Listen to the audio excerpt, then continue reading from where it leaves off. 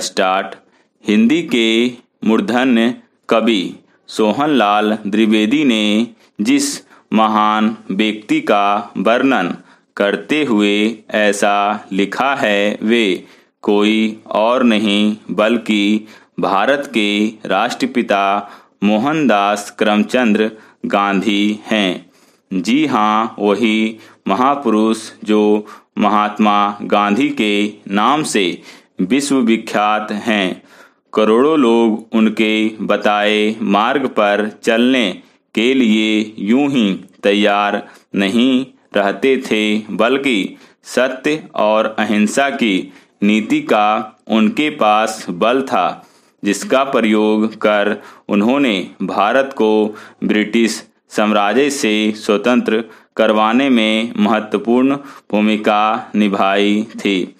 महात्मा गांधी का जन्म 2 अक्टूबर 1869 को गुजरात के पोरबंदर नामक स्थान पर एक समृद्ध परिवार में हुआ था।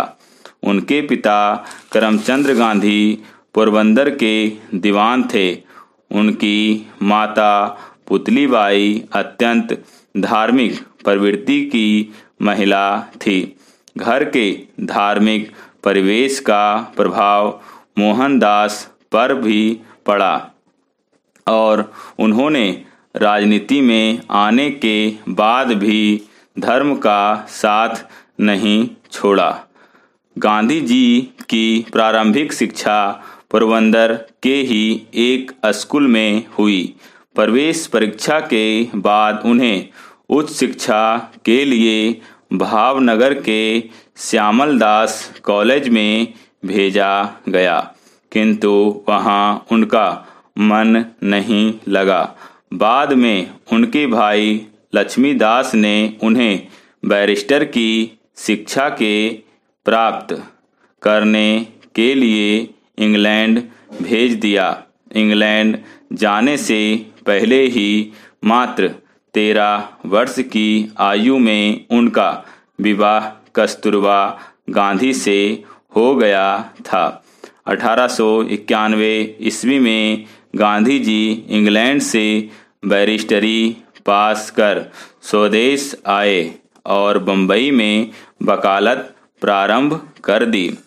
गांधी जी के सामाजिक क्रांतिकारी जीवन का शुभ आरंभ 1893 ईस्वी में तब हुआ जब उन्हें एक मुकदमे के सिलसिले में दक्षिण अफ्रीका जाना पड़ा। वहां उन्होंने अंग्रेजों को भारतीयों एवं वहां के मूल निवासियों के साथ बहुत बुरा व्यवहार करते देखा। वहां अंग्रेजों ने कई बार गांधी जी को भी अपमानित किया। उन्होंने अंग्रेजों के अपमान के विरुद्ध मोर्चा संभालते हुए अपने विरोध के लिए सत्याग्रह एवं अहिंसा का रास्ता चुना।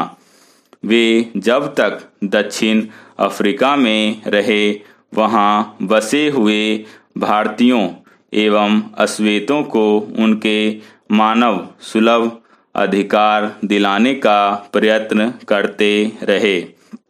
अपने उद्देश्यों की पूर्ति हेतु उन्होंने अफ्रीका प्रवास के दौरान लोगों को शिक्षित करने के लिए अध्यापक के रूप में, गरीबों की सेवा के लिए चिकित्सक के रूप में, कानूनी अधिकार के लिए अधिवक्ता के रूप में एवं जनता को जागरूक करने के लिए पत्रकार के रूप में कार्य किया। अपने जीवन काल में उन्होंने कई पुस्तकों की भी रचना की। माई एक्सपेरिमेंट विथ ट्रूथ उनकी विश्व प्रसिद्ध आत्मकथा है। दक्षिण अफ्रीका में गांधी जी के द्वारा किए गए कार्यों की ख्याति भारत में भी फैल चुकी थी। इसलिए जब वे स्वदेश वापस आए तो उनका गोपाल कृष्ण गोखले एवं लोकमान्य बाल गंगाधर तिलक जैसे नेताओं ने भव्य स्वागत किया। भारत में गांधी जी ने जो पहला महत्वपूर्ण कार्य किया वह था बिहार के चंपारण जिले के नीलहे किसानों को अंग्रेजों से मुक्ति दिलाना। वर्ष 1917 में गांधी जी के सत्याग्रह के फलस्वरूप ही चंपारण के किसानों का शोषण समाप्त हो सका। भारत में अपने उद्देश्यों की पूर्ति के लिए गांधी जी ने गुजरात के अहमदाबाद में एक आश्रम की स्थापना की। इसके बाद अंग्रेज सरकार के विरुद्ध उनका संघर्ष प्रारंभ हुआ और भारतीय राजनीति की बागडोर एक तरह से उनके हाथों में आ गई। वे जानते थे कि सामरिक रूप से संपन्न ब्रिटिश सरकार से भारत को मुक्ति लाठी और बंदूक के बल पर नहीं मिल सकती। इसलिए उन्होंने सत्य और अहिंसा की शक्ति का सहारा लिया। अपने पूरे संघर्ष के दौरान उन्हें कई बार जेल भी जाना पड़ा। अंग्रेजों का विरोध करने के लिए वर्ष 1920 में उन्होंने असहयोग आंदोलन प्रारंभ किया। अंग्रेजों ने जब नमक पर कर लगाया तो गांधी जी ने 13 मार्च 1930 को अपनी डांडी यात्रा आरंभ की और 24 दिनों की यात्रा के पश्चात अपने हाथों से डांडी में नमक बनाया। इस तरह उन्होंने सविनय अवज्ञा आंदोलन चलाया। इस बीच वे गांधी इरविन समझौते के लिए इंग्लैंड भी गए, किंतु यह समझौता अंग्रेजों की बदनीयती की वजह से टूट गया। परिणाम स्वरूप यह आंदोलन वर्ष 1934 तक चलता रहा। वर्ष 1942 में भारत छोड़ो आंदोलन के दौरान लोगों को करो या मरो का नारा देकर इस आंदोलन में उन्होंने महत्वपूर्ण भूमिका निभाई। गांधी जी के प्रयत्नों से अंततः भारत 15 अगस्त 1947 को स्वतंत्र हुआ। वर्ष 1920 से लेकर 1947 तक भारतीय राष्ट्रीय आंदोलन में गांधी जी की भूमिका के कारण इस युग को गांधी युग की संज्ञा दी गई। एक राजनेता के अतिरिक्त गांधी जी ने एक समाज सुधारक के रूप में जातिवाद, छुआछूत, नशाखोरी, बहुविवाह, पर्दा प्रथा तथा सांप्रदायिक भेदभाव को समाप्त करने के लिए अनेक कार्य किए। गांधी जी जीवन भर हिंदू मुस्लिम एकता के हिमायती रहे, किंतु आज़ादी मिलने के बाद वे इस एकता को बनाए नहीं रख सके।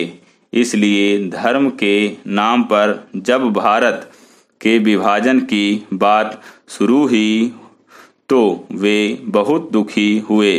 वे नहीं चाहते थे कि विभाजन हो, किंतु परिस्थितियां ऐसी बन गई कि विभाजन को नहीं रोका जा सका। दुख की बात यह है कि गांधी जी को समझने में हिंदू और मुसलमान दोनों से ही भूल हुई।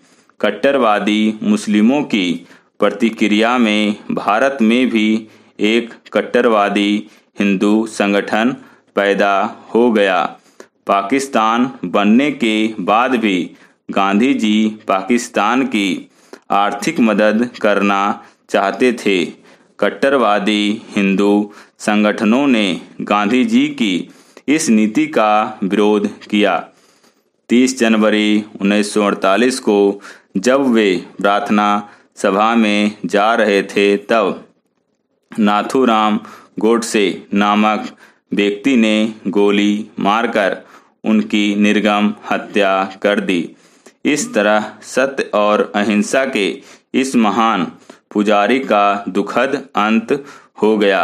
गांधी जी भले ही आज हमारे बीच नहीं हों, किंतु उनके विचार प्रासंगिक हैं तथा पूरी दुनिया को रास्ता दिखाते हैं।